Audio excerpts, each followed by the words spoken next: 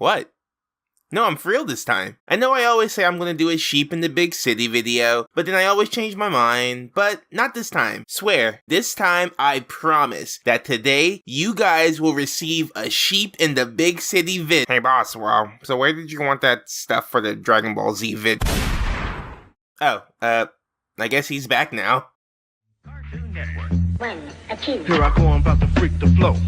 About the Cartoon Network and things they show. We got the super adventures, toon heads, and late night. It's black and white, but everything's alright. But I'll break it down a little bit more. Tell you what they have in store, what his tunes you're looking for. We got Fred Flintstone and Bonnie Rubble, my man.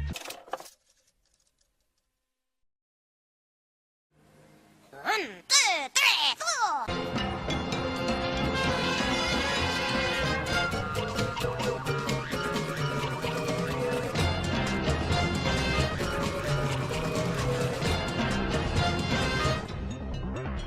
Alright, we are back taking another look at a Cartoon Network show. Considering that my intro literally sings its praises every time, you would think I would cover more of them. But whatever, if I'm anything, I'm all about defying expectations. You say left, I say right. You say potato, I say embezzle. Gotta keep you guys on your toes. But really, I love Cartoon Network. So many different voices came together to fill my childhood with a variety of cool and creative shows. Maybe too many, because a couple of them kinda fell through the cracks. Of course, that's bound to happen. The more popular stuff will always take center stage, while everyone else fights for the crumbs. I'm just saying, you don't see hundreds of pieces of merch for Cow and Chicken like you do for Powerpuff Girls. Let's eat fries! Prepare to be stomped! Girl power! Girl power? Since when did you start saying girl power? But I feel like there is a special category of cartoon that I want to talk about again. The kind of cartoon that everyone knows the name of, but pretty much has no recollection of ever watching it. You know it was there, and when you see a pic of it, a little light bulb of recognition goes off, but you'd be darned if you could remember one joke. I covered this previously with Time Squad, a show that I think is actually pretty good and didn't deserve to be lost to the void. And today, I'm taking a look at another show that pretty much fits the same description. I'm your host and dark-hearted CEO, D'Angelo Edwards, and today, I'm finally taking my hat off to Sheep in the Big City.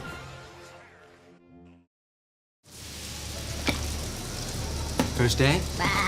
Sheep in the big cafeteria. Stick to your own kind. Sheep in the Big City was a cartoon about, well, a sheep. It stars our protagonist, Sheep, clever name, who, after leaving the farm he grew up on, decides to make a life for himself in the big city. One problem though, he is constantly being pursued. Not only by his former owner, Farmer John, who literally bored Sheep off the farm, but also by a secret military organization, led by General Specific and his lackey Private Public. We follow Sheep as he deals with not only his would-be captors, but also his new life in the city, dealing with bills, jobs, and even love. Sheep got its start as a pilot that premiered during Cartoon Summer, a block that focused only on cartoons, and hopeful cartoon pilots. Tune in to your favorite shows all summer long during Cartoon Summer, beginning Monday at 7:30, only on Cartoon Network. Cartoons were basically just a name for original series produced by Cartoon Network, and the name was dropped around 2003. The fact that I have to explain that now makes me feel so old. But even though the name is gone, its memory lives on in my heart. Though I should probably figure out who this belongs to. Anyway, the pilot for Sheep premiered on August 18th, 2000, before the full series got its start on November 17th of the same year. Its premiere was actually the network's highest rated premiere at the time, which is crazy. Against heavy hitters like Dexter and Ed, Edd n Eddy, this little sheep managed to put up a fight.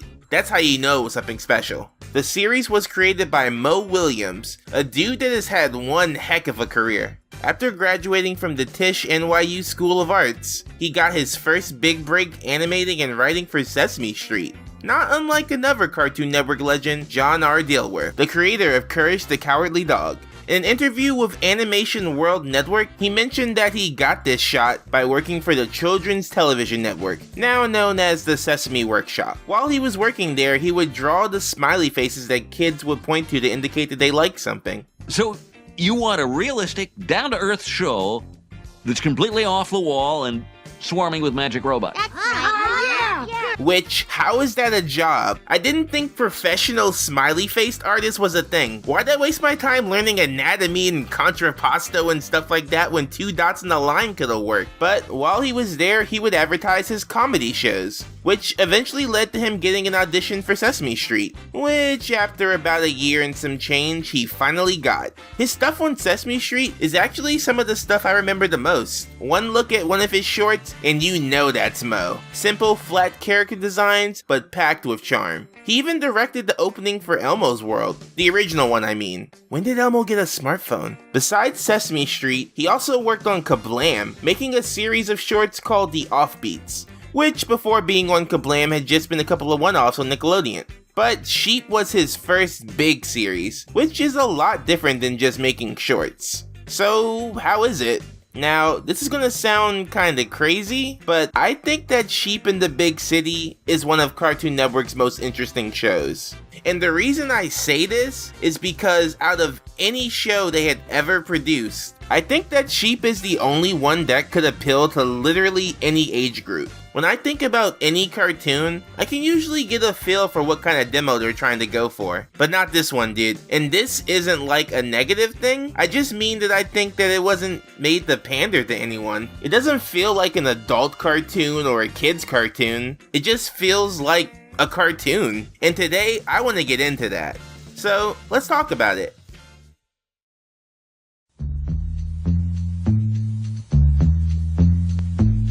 Cartoon Network. All right, boys. Cartoon Network. One, achievement. Here I go.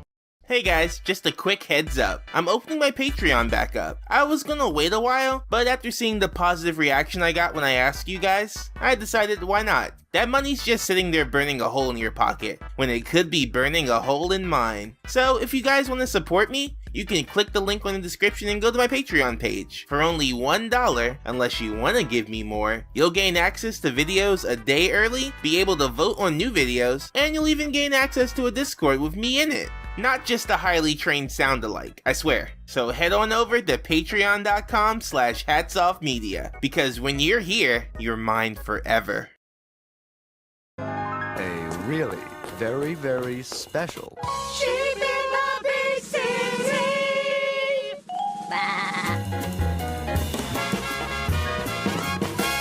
Chapter 1 in the beginning.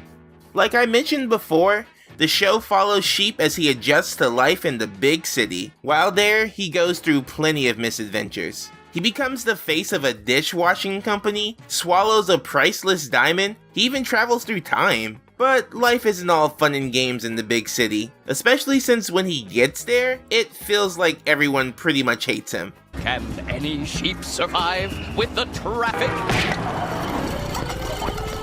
And the yelling?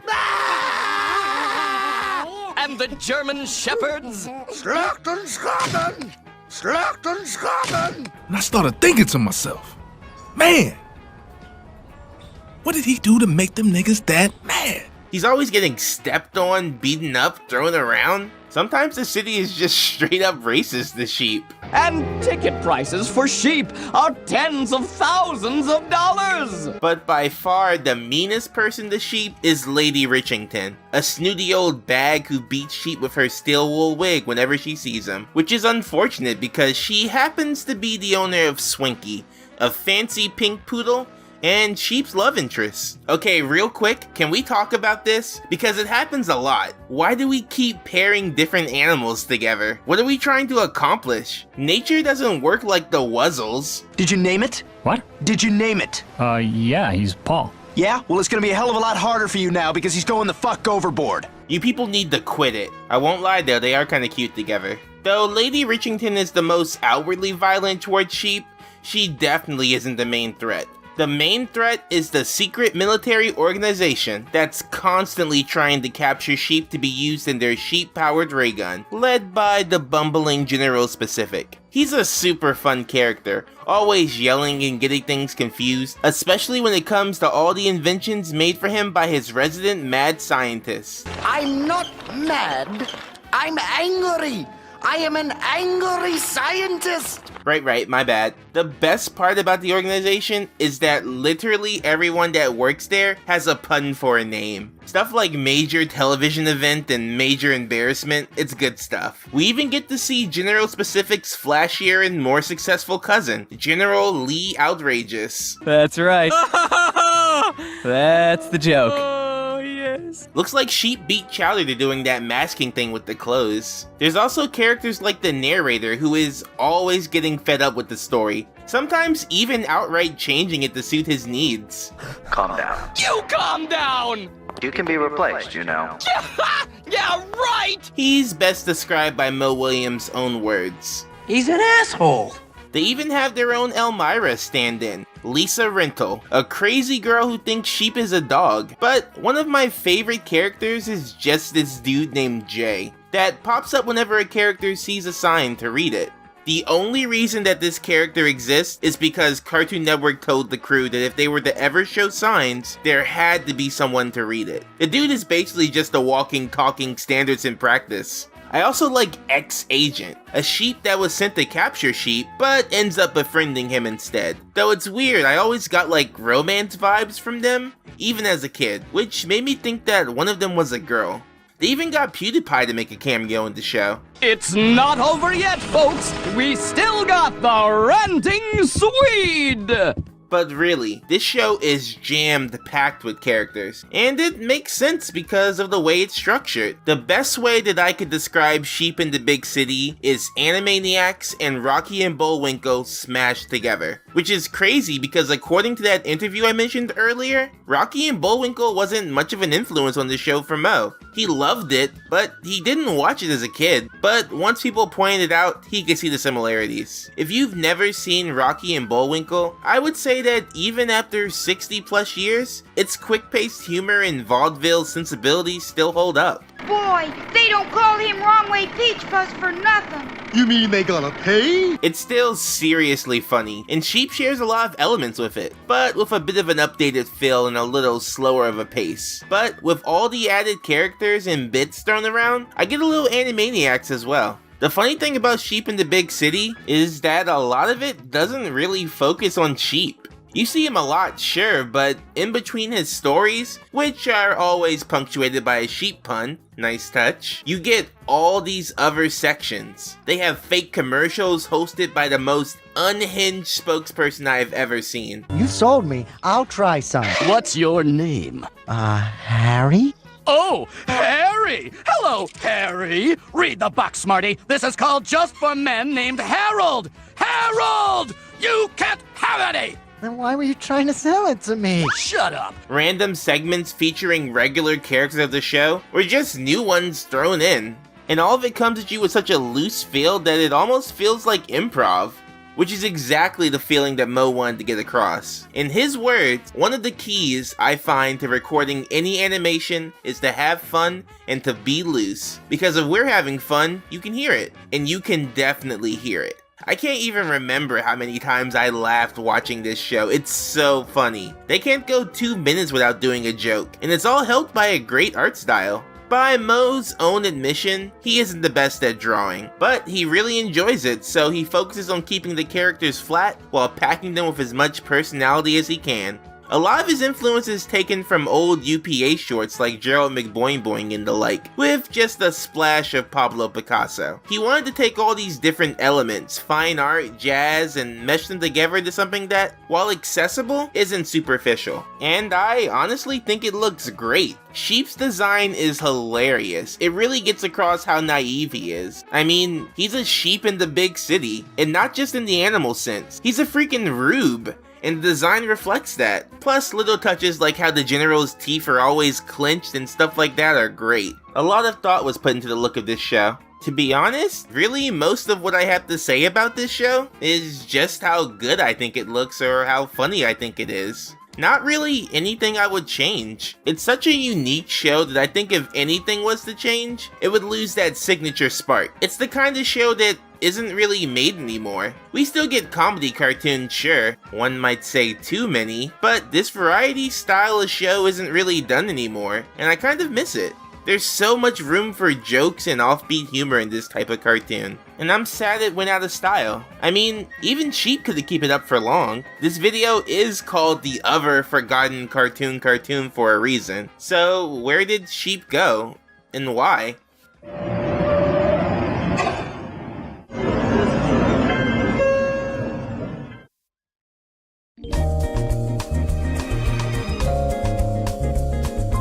We're out of money!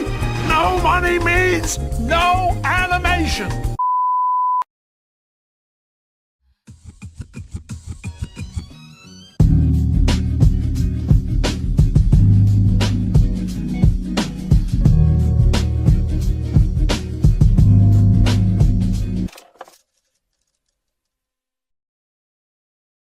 Hello, Big Sixo! Are you ready to rock? No, we are not quite ready. Give us 5 minutes. The way that the first season of Sheep ends is actually crazy. While this show had gotten good ratings during its premiere, they would steadily slip and slip. Episodes were getting pushed back, the time slot kept moving around, they even switched it from Fridays to Sundays, which, I gotta say, Sundays are where cartoons go to die. No one's favorite cartoon airs on a Sunday. That's like tacking the power of Juju territory. But with Cancellation looking imminent, Mo and the crew decided that they wanted to go with a bang, revealing Sheep to be evil and bent on world domination, only pretending to be a dumb sheep. He even captures the narrator to be used in his narrator-powered ray gun, though to be honest, this was always probably meant to be a joke. However, by some miracle, the show was actually picked up for a second season, but the ratings just weren't strong enough for it to go any further. And after 2 seasons, the show was canned. There were, however, plans to make a special that would have wrapped everything up. As stated on a now deleted blog post, Cartoon Network approached Mo with an opportunity to make a special to end Sheep on a high note. It would have revolved around Sheep finally getting captured, just not by General Specific. He would have been taken in by a much more competent Admiral Qualities. Yep, even in death, the puns would not stop. But by this point, Mo had jumped ship to work on Kids Next Door, a show created by Mo's good friend Tom Warburton, who had previously worked on Sheep with him. It's crazy to think that they basically just swapped places. And so Sheep just kind of faded into obscurity.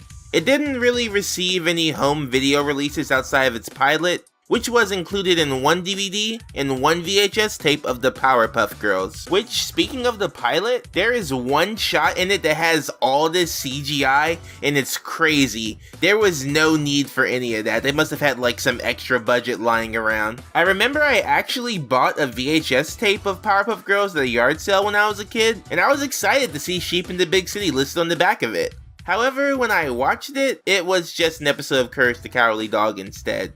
That's not fair. That's not fair at all.